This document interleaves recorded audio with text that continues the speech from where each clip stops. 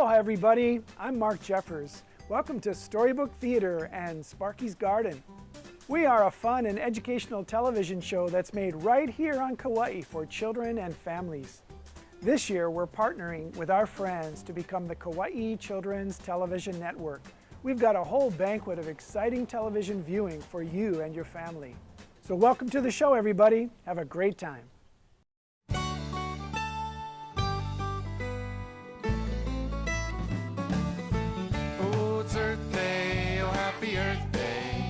Celebrate the Earth today. Third planet from the sun, and it's the only one. I'm wishing you a happy Earth Day. Oh, the Earth gives us everything we need, like clear flowing water and tall green trees, fertile soil and a place to grow crops, beautiful rainbows and fat raindrops. But there's so many people and so much waste. We need a reminder to take care of this place. That's why it's Earth Day, oh happy Earth Day. We celebrate the Earth today. Third planet from the sun, and it's the only one. I'm wishing you a happy Earth Day.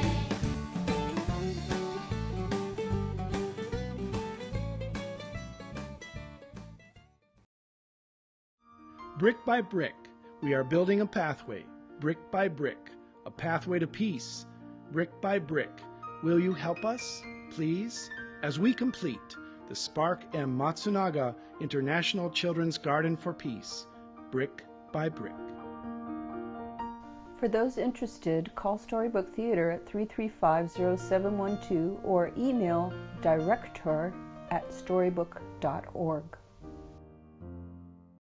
Hey, here we are, Mr. Calvin. Here we are in the garden. That's right, Sparky's Garden, my friend. Yes, in Hanapepe. This is where friends meet, ladies and gentlemen. That's right, and we need friends to meet here. Yeah, we would love to have you guys be our friends and meet us here. Or if you can't meet us here, where can they meet them? Well, Calvin, I'm so happy you asked me because all they gotta do is go on the internet. Internet. Yes. That's right. Yes. To www.storybook. Storybook. Oh, I forgot the dot. Yeah, don't forget the www. dot. And then .org. Storybook.org. .org. That's it. .org. And the home page, we get one free membership sign up, my friend. Okay, so you go on that page and then it says membership and you go click. Yeah, you write your name and you become a member. How much is it? Nothing. Nothing. Free. Free, and you guys get a great newsletter. We're going to tell you what we're going to do every week, like our Oki visits from Santa and the Coin Man and our festivals, everything. Hey, that sounds great. I think I'll go on storybook.org and become a friend of us. Well, can I be a friend to myself? Great idea, Calvin. I'll do it too. Both of Okay. us will be friends We'll of be ourselves. friends. Yes, I like it. Great. We'd like to share with you now a beautiful oli, a chant which speaks about another sacred and wonderful place called Kalalau. Perhaps many of you have traveled up to the mountains of Koke'e and been able to look out over the beauty of that avava, that valley of Kalalau. Here in Ke'e, this is the gateway to the Napali coast. If you travel along this ocean and round these bends, you will come to Kalalau. And if you take this trail that begins down at the bottom of this mountain and you travel 11 miles, you will also come to Kalalau Valley. The people of old loved Kalalau not only for its beauty, but because it was their home. There they raised the taro and they had their lives. You're going to hear the word lauae in this chant, and you'll also hear the word a'ala, which means fragrant. So ho'olohe me ka mai ka'i. Listen carefully to our oli of days of old, speaking of the beauty of Kalalau. O Kalalau palia alahu iela e ke ako ia ela e kawainela e ha alla ka pali kalawa ela e iono pu vai aloha aloha o ela e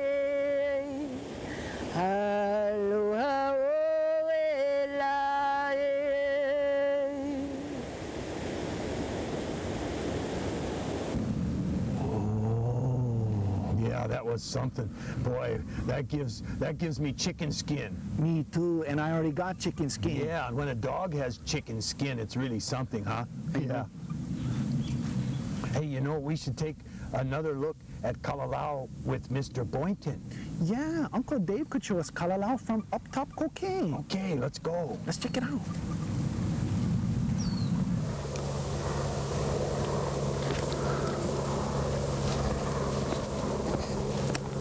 Hello, I'm Dave Boynton. I'm a teacher at the Kokee Discovery Center. And here we are at Pu'uokila, which is the beginning of the Pihea Trail, one of my favorite trails in Kokee State Park.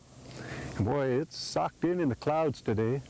Well, let's go see what we can find here in the forest.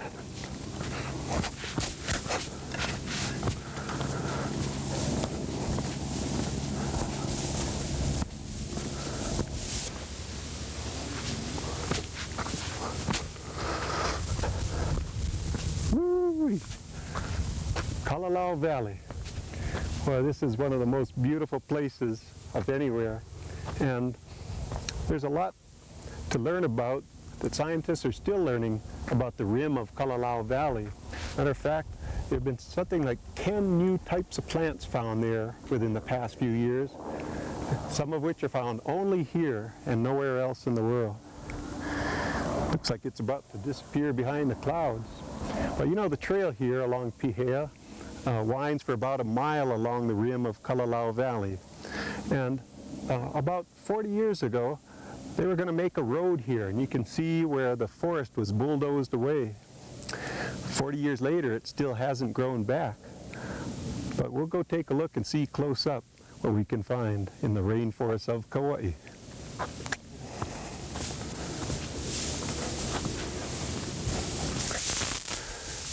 You know, on the trail here where we walk, you can see that 40 years after this trail was originally bulldozed, that nothing has grown back.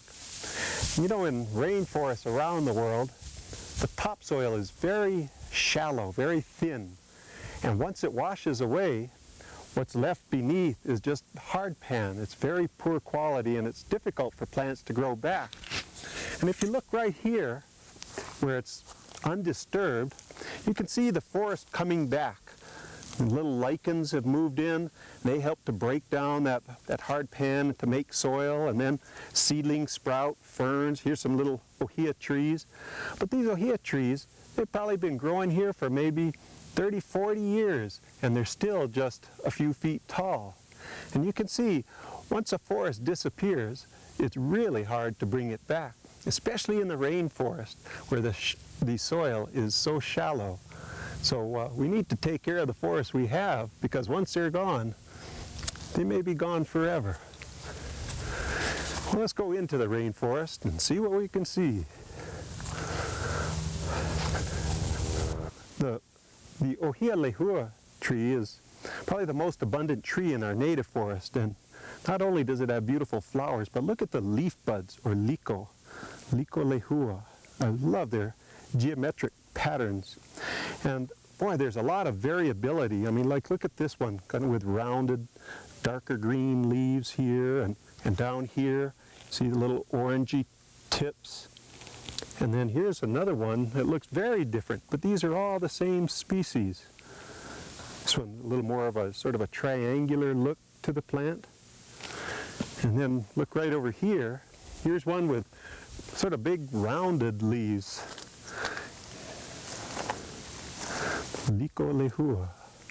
So, you know, that's a sign of health. Here's a plant with lots of variability, and it's able to live in all kinds of different environments, on barren lava flows, up at Mount Waialeale, down by the ocean in Hanalei, and here all around us in the rainforest of Kauai.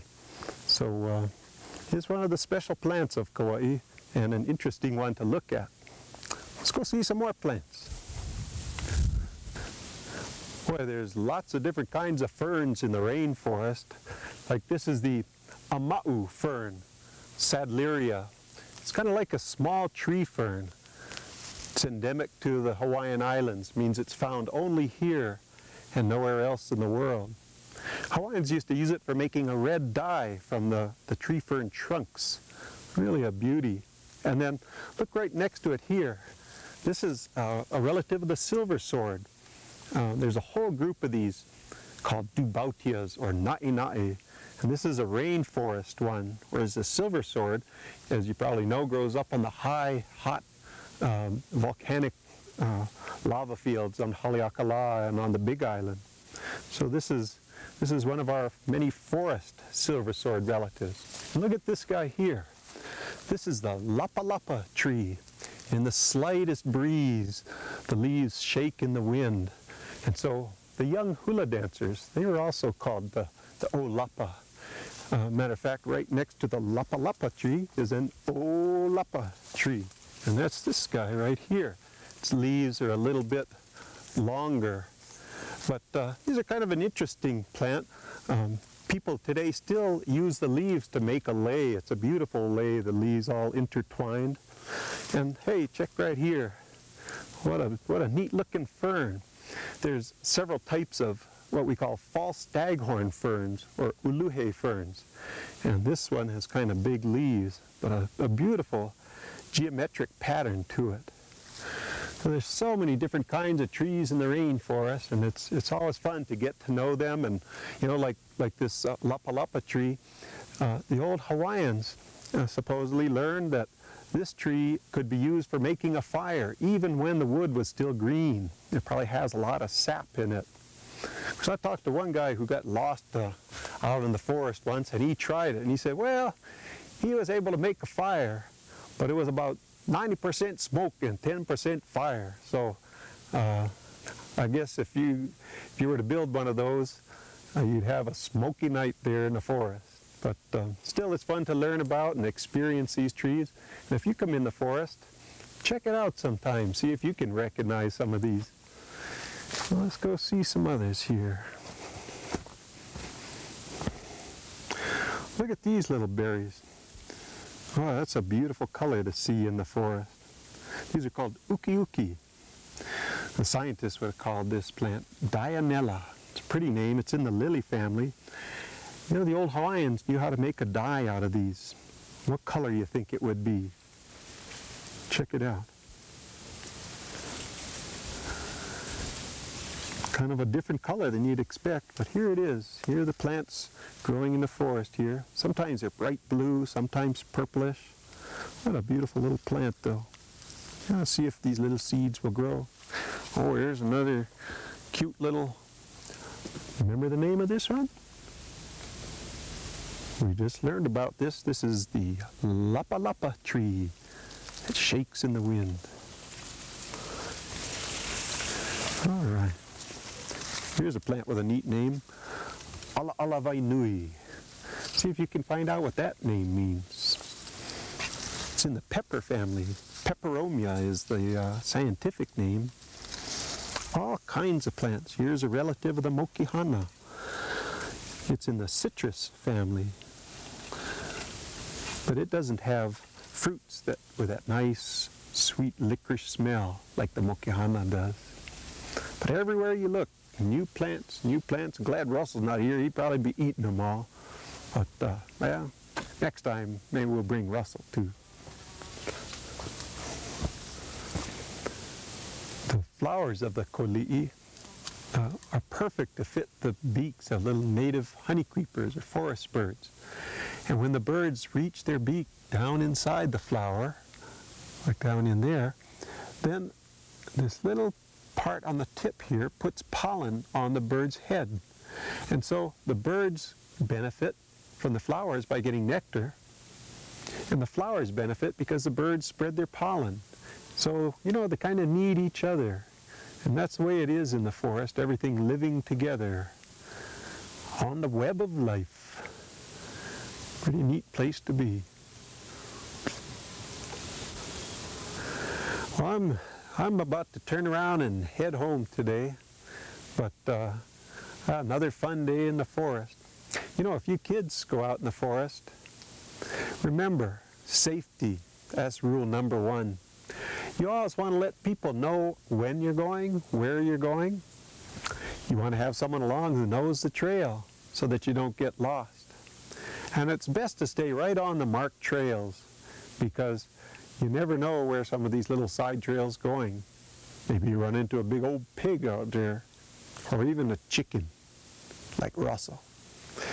But I hope you do get a chance to come explore with your parents and friends, or with your class at Koka'e Discovery Center, because our forests are a fascinating world of all kinds of plants and animals that are found only here and nowhere else. So don't forget, be safe, take care, come visit yourself a nice rainforest someday. So I'm Dave Leopold again, and I'd like to ask all of you out there that we're trying to inspire our youngsters to collect stamps and coins. And one of the things that we're doing is, if you have any coins, any old coins that are sitting around the house, jars of pennies or stuff like that, that you don't want, we would really love for you to donate them and help us fill up this jar. We're going to develop a program where we have youngsters come and try and look through a bunch of coins and see what they can find. And so, as it turns out, most of your small denomination coins, nickels and dimes and pennies and stuff, are really, they don't really gain value that much, but they are fun to look at.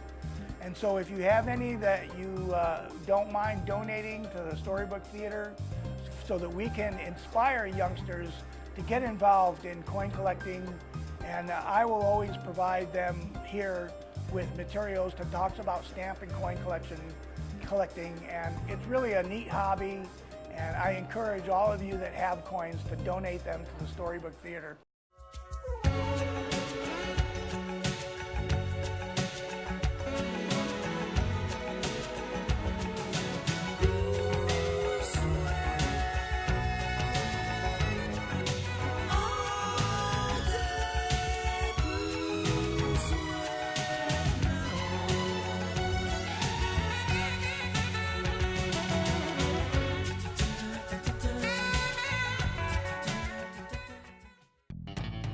The Kauai Children's Authors Guild and the Hiccup Circus encourage all children across Hawaii to read every day.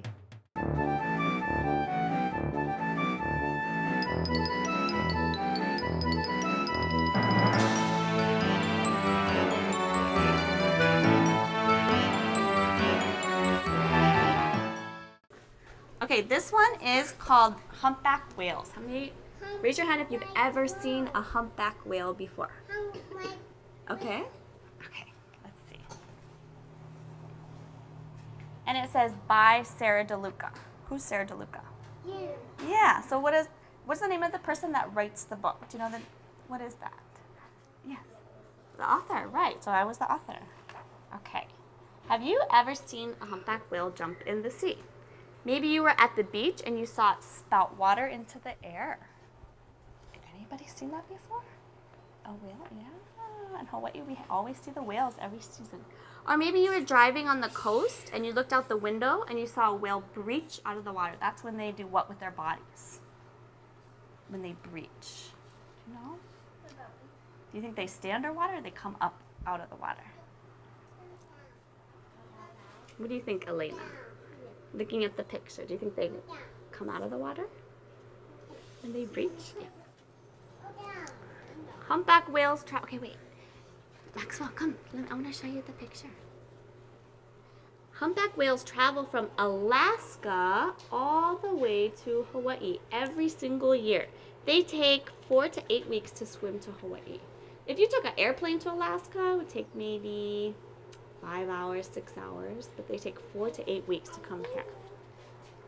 And they give birth to their babies. That's why they come to Hawaii.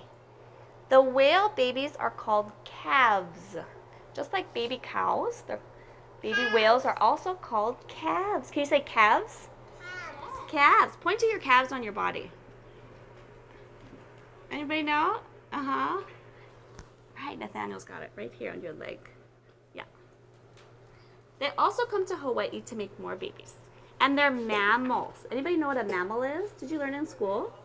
I always teach children in school. What is a group of animals? And do you know anything that makes mammals special from other animals? They don't lay eggs. No, they have live babies. Anything else? No. Okay, here. This is what it says. They give birth to babies and they drink milk from their mothers. And let's see, humpback whales are also mammals because they have lungs and they breathe air. So even though they're in the water, they're not technically fish, they're mammals. Okay, so because they can breathe through their air, through their mouth, and they also have a hole. Do you know what that hole is called on the top of their head? It's yeah, they call it a blowtube or a blowhole. Yeah. And they make a huge noise when they go through the blowhole. Do you know how long they can hold their breath for? Want to take a guess? How long, Alina, do you think? 15 hours. 15 hours? That's such a long time. Not quite that long. Less than an hour. What do you think? Half an hour? Less than that. 30 minutes. Less than half an hour, 30 minutes. Olivia? A little less. 20? 10 minutes. They can hold their breath for 10 minutes. Maxwell, have you ever gone underwater? Have you ever tried holding your breath? Going, have you ever done a contest where you try holding your breath with one of your friends? How long can you hold your breath? I can hold it for at least 15 minutes. Probably not that long. I don't know if you would be breathing. Maybe 30 seconds, maybe a minute. And a humpback whale is this big. As big as a what? School bus, yeah. And the heart can be 430 pounds. That's as much as 3 grown-ups. Maxwell, turn around, honey. The book is this way. Good job. Good job, you're doing a good job listening. And they come to Hawaii because it's nice and warm. In Alaska, what is the temperature in the water like? It's like 15 degrees. Very cold. So they come to Hawaii because it's nice and warm, and they can have their babies here because babies don't want to be in the cold waters, right? But what keeps them warm in Alaska is their blubber, their thick layer of blubber. And it helps them stay alive without eating for a long time. Okay, so here's them. They go all the way to Hawaii and all the way back. And it takes them 4 to 8 weeks. Good remembering. Yeah, from the beginning of the book. So they always have to go back in the spring. So in Alaska, the humpback whales eat a lot of food. Do you know what they eat? They eat fish. Yeah, they eat tiny animals, krill, zooplankton, and little tiny schools of fish. But they can eat 5,000 pounds a day. I need you to turn around because you're distracting her, okay? Turn your body and face behind you. Okay, thank you, Maxwell. They need to eat a lot of food so they can pour all that fat on their bodies to survive without eating in Hawaii. So they come to Hawaii for a few months, 3-4 months, and they don't eat because they have all that fat on their body. They don't need to eat for that long. Can you imagine not eating for 3 months? Just hold, you'd have to be really big, right? We don't be able to hold all that fat. And this is fun, they sing to each other, and you can listen to their song underwater. So when you go underwater, maybe you can even hear them. Sometimes they have CDs that play recordings of humpback whales singing, so they sing to each other. It's really neat. My mom goes scuba diving, and she can listen to the whale communicating with other whales. Yeah, has she heard it before, scuba diving? Did she tell you what it sounds like? No. Not sure. Ask her next time. I bet it's really interesting. Yeah, so next time you go to the beach, maybe you can go underwater and hear them sing. The Kauai Children's Authors Guild and the Hiccup Circus encourage all children across Hawaii to read every day.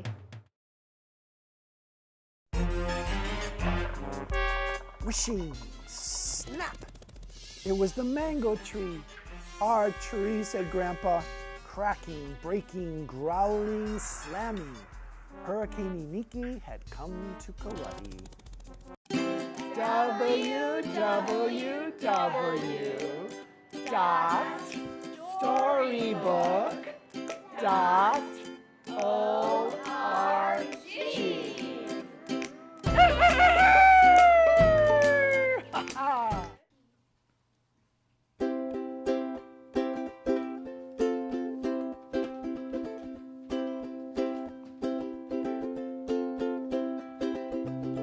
Let's plant a garden out in the yard.